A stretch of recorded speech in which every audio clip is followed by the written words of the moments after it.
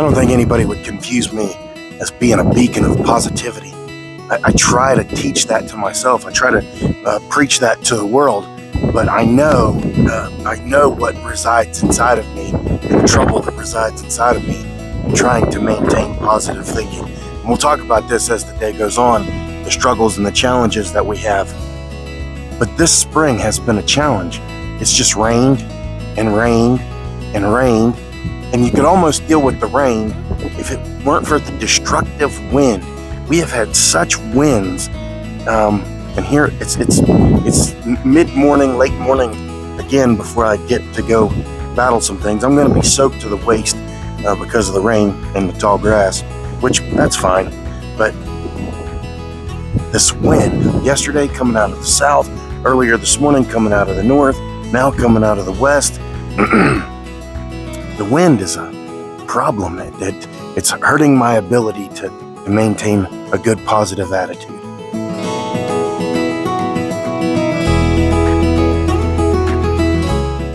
So once again, we will be resolved to taking shelter from the wind so that the audio isn't trash, and shelter from the rain so that we don't get soaked and our stuff doesn't get soaked. So we have so many things to do outside.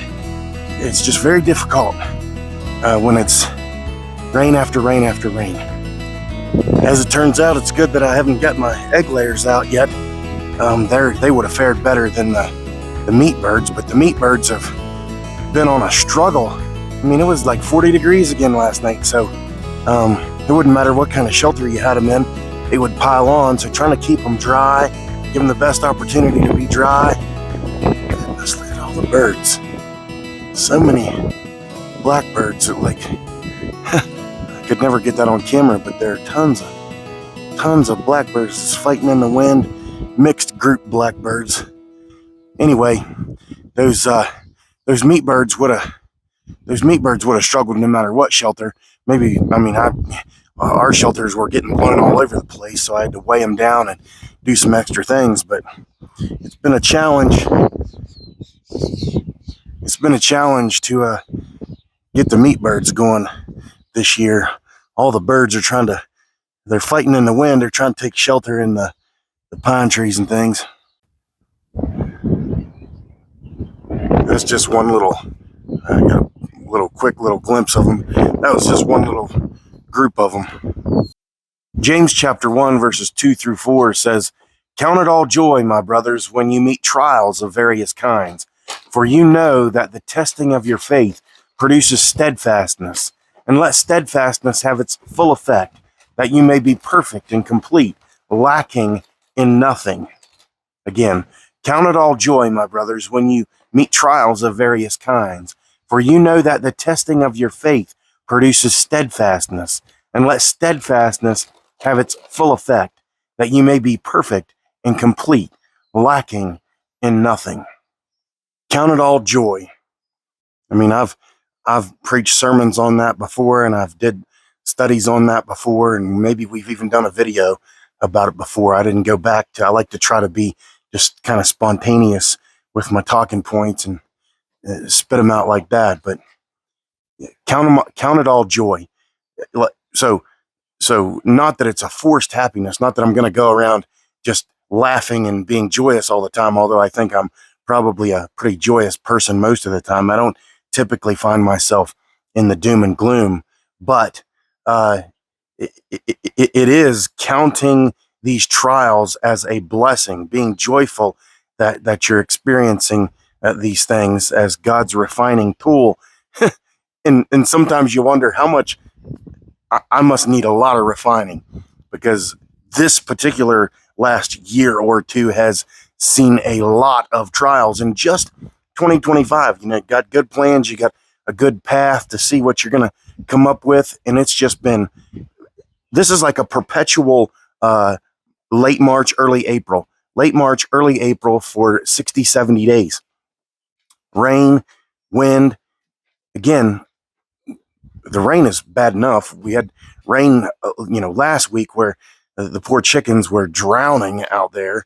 Now we've had rain and wind, so I haven't really fully inspected what their condition is yet, but you can see how I've just got stuff tarps and things just piled up to give them some sort of shelter. So lessons have been learned. I do need to go back again to my more substantial shelters. Even if I do use the poly net, I've kind of just been getting by with some weak shelters. Well, we're gonna have to build a couple nicer, more substantial shelters to go inside the poly wire. Even if that's, even if they're running around free, we've got to be able to give them a good, secure, dry place to be out of this weather. So, and you think, well, surely this is the last one. Surely this is the last one. I can never remember in my mind if it was 2002 or 2003, but we had it rained all summer, rained every day. And maybe we've had years since then, but that's the one that sticks. That particular summer, I have to do a little figuring to sort out which one it was, but it rained and rained and rained and rained. So it was just, I hope, on one side, we had a drought. We didn't have any rain last year. So you don't want to talk too negatively about the rain. On the other hand, it'd be nice not to have to swim to your, barn when you come out to do your chores.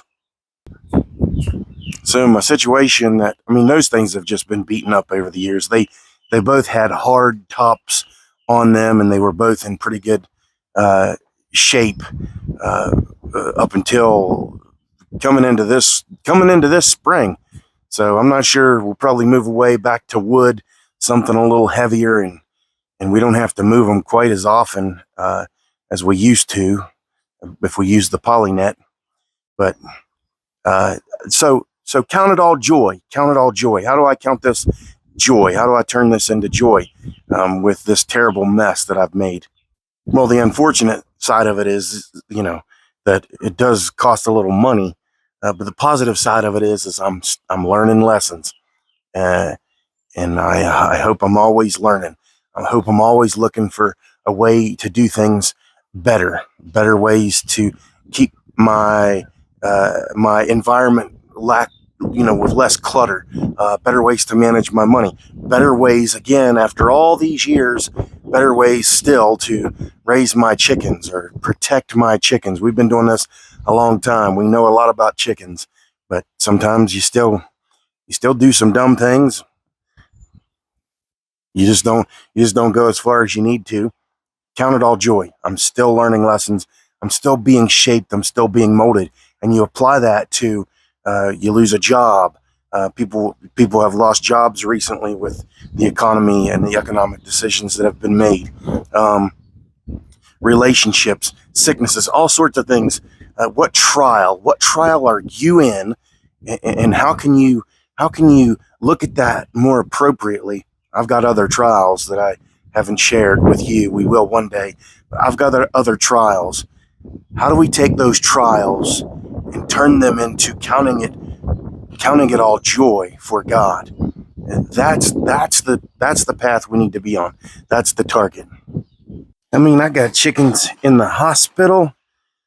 I got chickens in the brooder. They were all gathered up back here in the corner. I only had half of their cover on, so they were a little chilly. It's like 40 degrees. I'm gonna have to go back inside and get me a little shirt or something. We got chickens.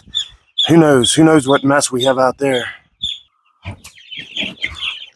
So while we might look at like the Bible and see these Old Testament or biblical struggles, trials, and think that maybe ours don't quite add up, and maybe we're not facing the same persecution that they did or a lot of people in the world today do, but that doesn't lessen our struggle.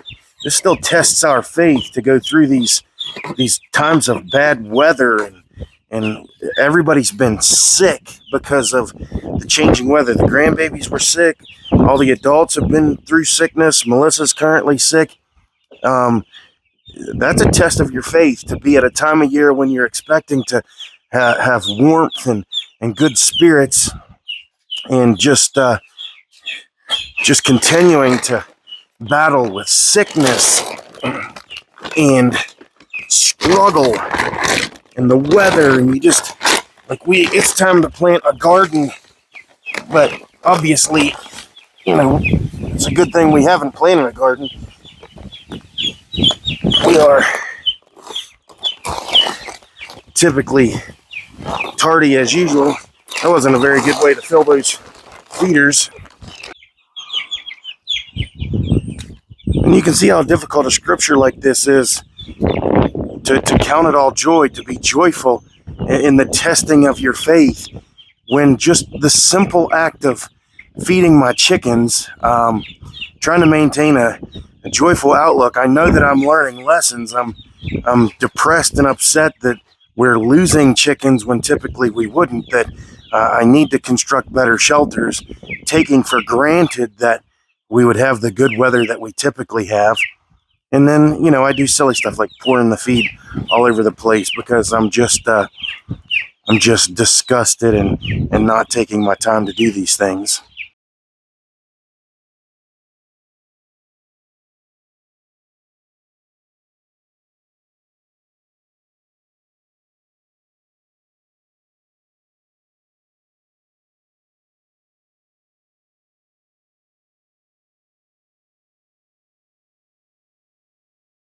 So we did lose a couple chickens. We'll turn those into bacon.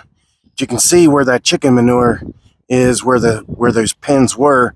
They just, when they're confined like that, they just pack that manure in and just makes a mucky mess. So move them out there. And there wasn't any grass here. This is our sacrifice pen that's been reseeded and trying to reclaim it. That chicken manure will help. And they're out there. They're enjoying the old feed. I tried to protect that feed from getting wet, but it still got wet. But they'll enjoy it there on the ground. I think there's one chicken in the back of that pen there that hasn't really joined the rest. We don't want to lose any, certainly. We do turn them into bacon. We do want to make some money at it a little bit. I mean, that's part of the process is continuing to do this to make a little extra money, to stock our freezers. But I think primarily stocking our freezers. Secondary would be to fertilize this ground, because anywhere that these chickens are, when we have that high concentration of that chicken manure, the grass is going to come back a lot better. So trying to get the chickens on as many places as I can to get that infusion of good manure. So those three things: make a little money, get a little manure on the pastures, certainly stocking our freezers. So we don't want to lose any, but when we think about the cost of fertilizer versus raising some chickens, I think I'd rather raise chickens. I guess one good irony, ducks, is that this is good duck weather. You guys are having a blast. We'll put you on some fresh ground too.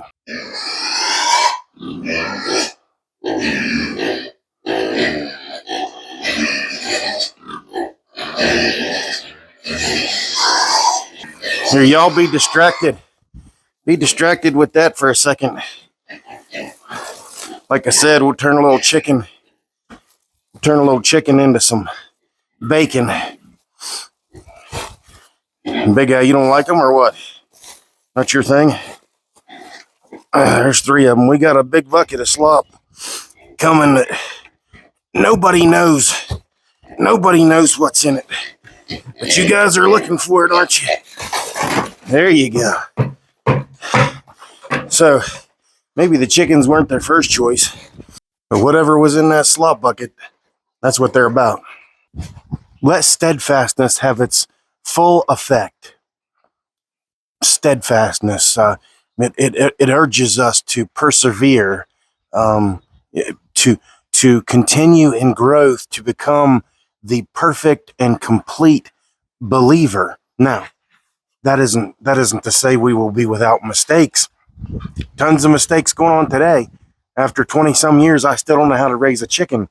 So tons of mistakes there, but we have the rain, we have the wind, we have all the troubles around us, we have the mistakes that we make. How do we handle those things? I think some people would run into these troubles and turn to alcohol or drugs or laziness. They would just give up. They wouldn't continue to fight. They wouldn't continue to persevere. So it isn't necessarily about what chore we're doing, feeding the chickens, feeding the hogs, feeding the cows, moving the cows. It isn't necessarily about those things, but it's about how we view God in the moments when we need him and whatever struggles we're in. When we have a health scare, when we have some dispute that rises against us, whatever we're battling in life, whatever trial we're going through, turning to God in perseverance, maintaining our faith, being steadfast in the faith that we can be perfect and complete believers. Not that we'll be perfect here, not that we'll be without flaw here, but that we continue in growth to become more and more like Christ every day. So when I run up on a trouble, I don't panic. I don't run away. I don't look for alcohol. I don't look for drugs. I don't look for distractions. I don't sit around on the couch. I do plenty of that. Probably do a little bit too much sitting around in the mornings instead of jumping to it. Steadfast, continuing, maintaining faith, persevering day by day. I did go back and get me a light little shirt. Now, this isn't any kind of shirt that's normally built for warmth, but I don't need, usually if I just take a little bit of wind off my skin, I'm pretty good, especially a day like today. I doubt if it's much over 50 degrees with wet and rain, but I hold a lot of body heat inside, so if I needed to button it up, I could hold a little more, but just taking it off my arms was a good bit. But it's chilly. I bet my wife, she'd have her full sweater on today. Finding joy amidst trials doesn't mean that I'm going to be happy and kicking my heels up at all this rain and the terrible wind that we keep fighting. It doesn't mean that you're going to be in the midst of a health battle in your life. And, you know, maybe some people would call you faithless if you let your emotions out.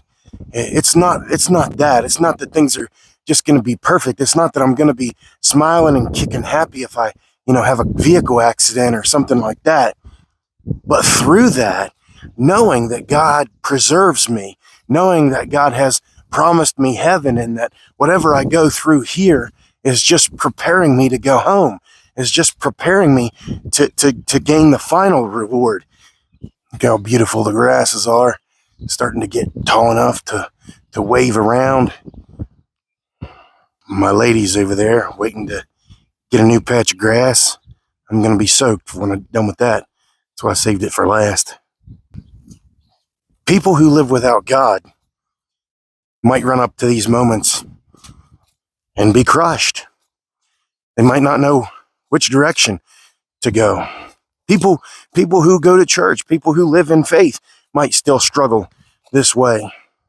But for those who properly surrender themselves to God, they look at these struggles and they say, well, at least this isn't it. At least this isn't all I'm left with. I'm not left with rain and wind all of my days. I'm not left with the struggles of cancer or heart disease or diabetes all of my days, because God has promised me eternity. So going through these trials, whatever we encounter here on this earth, is nothing compared to the promise that's been made to us. And one unfortunate part of this rain and stuff, I haven't been able to, well, we've been busy with graduation stuff too, but I wanted to get my water system set up so I could start putting a proper fence up. I wanted to get over here and cut some of these brambles down. I got to take care of these autumn olives and multiflora rose, but I haven't been able to put a back fence up. So my ground isn't getting its full rest. You can see what they're moving into versus what they're leaving behind. But ideally, you'd have a back fence and we'd just have strips where I'd just give them a little square and put their water up there. And I have methods to do that. We just haven't had the weather. And when I've had the time, I haven't had the weather. And it seems like all the activities are on the nice days. So you'd think if I have an activity that's going to take away my time, maybe we could get that scheduled on a rain day. and I could have the nice days to do my work around here. I do want to get one of my trail cameras. You can see that's where I just gave them a little bit yesterday. There's like 3 different phases going on here. they've been exposed to this far too long, so it's not recovering the way I need it to. Then there's a line right here where I've just been giving them little bits without the back fence, and it's not impacted as much. Then the bit that I gave them yesterday still has sufficient regrowth. There's 2 to 4 inches of stuff there. And you're moving into this stuff that's, 24 inches tall right next to it here. So we'll give them another little chunk today. It's about 1 in the afternoon. The sugar should be high in the grass. Of course, there's no sun to draw anything up, but that's what I'm going to say. I'm moving them at 1 o'clock in the afternoon because the sugars are high in the grass. That's not exactly a lie.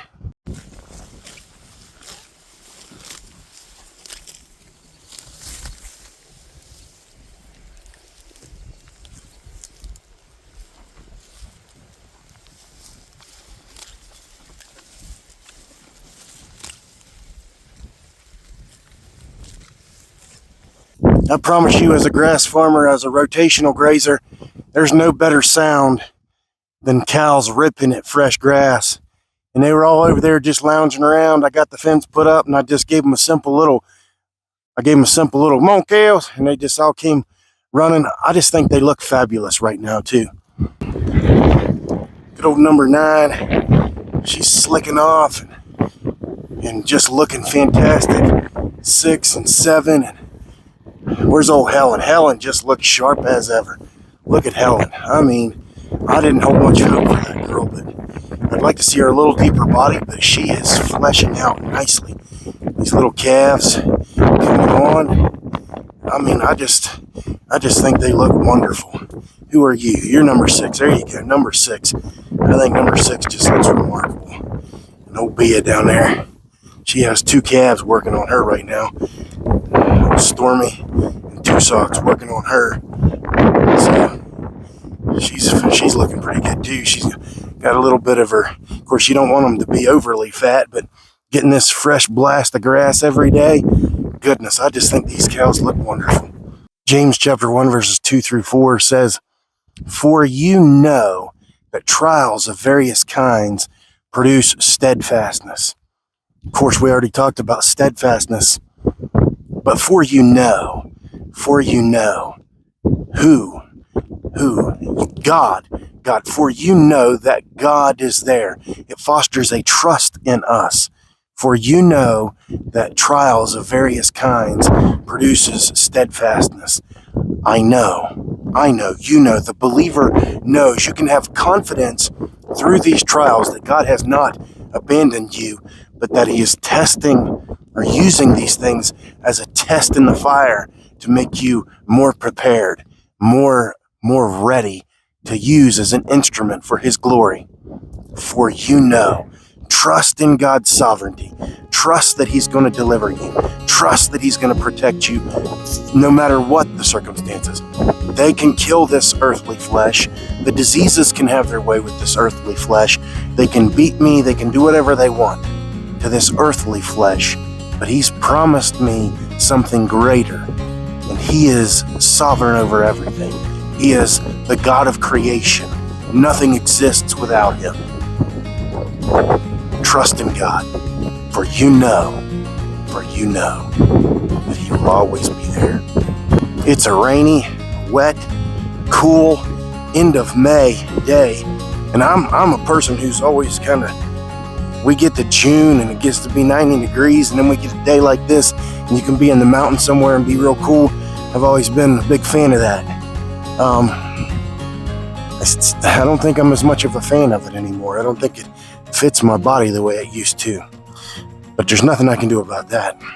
So I'll still just enjoy the days that God has given me, appreciate what He's put before me, and just feel refreshed.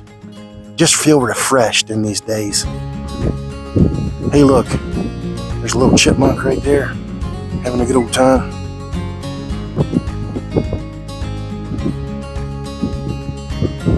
There he is. I got a little chipmunk right there. Not even scared of me. Must be too many cows around him. Didn't know what to do. I'll just leave it with the chipmunk. Hey, y'all have a good day. I love you.